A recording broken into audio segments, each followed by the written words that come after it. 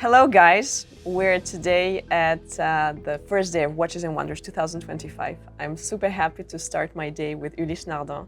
I came here, I passed by the booth and it was another wow effect, just like 2 years ago, but in a completely different environment. We're today in a high-tech environment with a super cool podcast booth where we're filming now today with Matthieu Haverlan, the managing director of Ulysse Nardin. Hi, Matthieu. I think we have something nice on our wrist today, right? I think so too. But first, please tell me something more about the stand. What's the concept? It's really super captivating, so tell us. You know, I think UN is one of the most important watchmakers of all time. And we are like the tech startup of the watchmaking industry, only much, much older. You know, if I was in the elevator and I have 3 seconds to pitch you what UN is, we are the oldest watchmaking startup.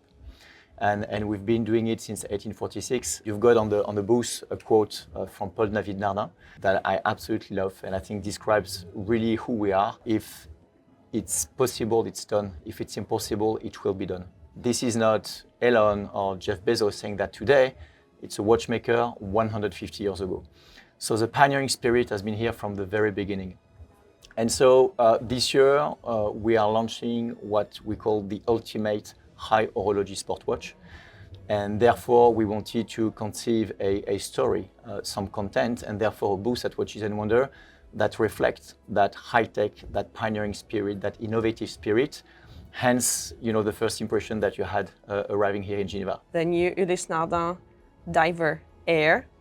That is claimed to be the lightest diver watch on the market, built for extreme sports. Yeah. Materials, innovation, tech, is it all about the new Diver Air? Yeah, absolutely. So, you know, it's been 5 years in the making. 5 years ago, we had that discussion internally of, you know, what could be the ultimate high horology sport watch.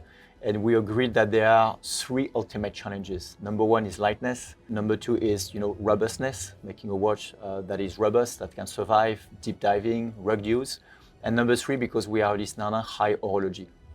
So 5 years after that, you know, we are able to share basically, you know, the result of that initial thinking and obviously hardworking and innovative over a period of 5 years. So we managed to create the lightest mechanical dive watch to date. It weighs only 52 grams, including the straps. So it's 46 grams, the head of the watch only. You can dive to 200 meters and it can withstand a 5,000 G shock resistance or acceleration. That's about the swing of a pro golfer when he hit the ball. It means that you had to proceed with some additional testing for the watch? So indeed, in fact, actually, we've got quite a few watches in our collection that withstand 5,000 Gs. Mm-hmm. The issue is when you make something super light, it doesn't go with a super robust. So we had to find ways, you know, on the lightness, because the weight of it, 52 grams, is basically half of the lightest dive watch we have in our collection, which is a Diver Skeleton X. And at the same time, we had to really even make it more robust. So what solutions did you find? It's really about the material. We've used only titanium to make the movement. We've used also a slightly different architecture. So it's like really the triangle, you know, of the Eiffel Tower. Mm-hmm. We've got exactly the same, I would say, metrics and geometry in the watch. So it's a very robust construction. And titanium was the best ratio, you know, to lightness and robustness. We tested some elements in aluminum, but when you go in aluminum, it's not going to withstand 5,000 Gs and you won't be able to dive to 200 meters. So titanium was a good material for the movement. So you actually created a new movement. Yeah, 374, and it's been, you know, many brands are saying sometimes, you know, it's skeletonized, but actually it's more like an open work watch.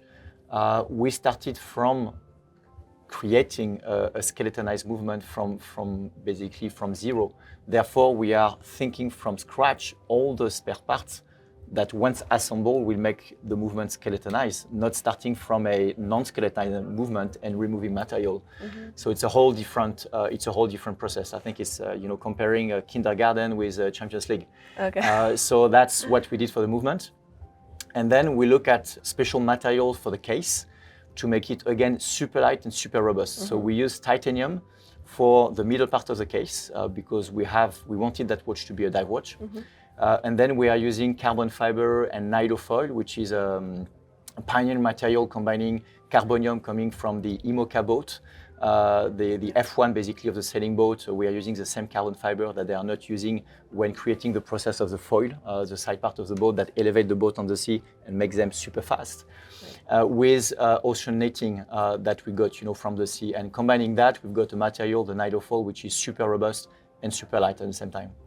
I think like everything collides and connects so well because Ulysse Nardin with its logo, with the anchor, with the materials that you get from the ocean races, it makes really sense. And another thing that made sense for me when I heard for the first time diver air, and I was talking with the guys from your team, like, okay, air, diving, we were like, Lisa was like, skydiving, should we do that?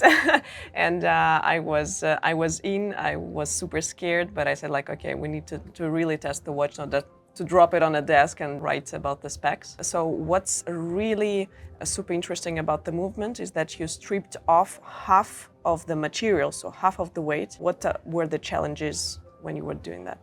We set ambitions of reaching 50 grams, and 200-meter rotor resistance.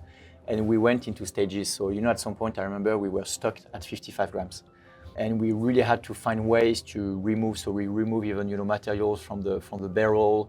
We've used also the lightest, even to the escapement that we could, using the oversized silicone escapement, which is 0.05 grams lighter than, the previous escapement that we had. We really tried to remove material wherever we could, but not to jeopardizing, I would say, the resistance of the watch, because at the end of the day, that watch is meant to play, not to be worn, when you lift the trophy, I would say.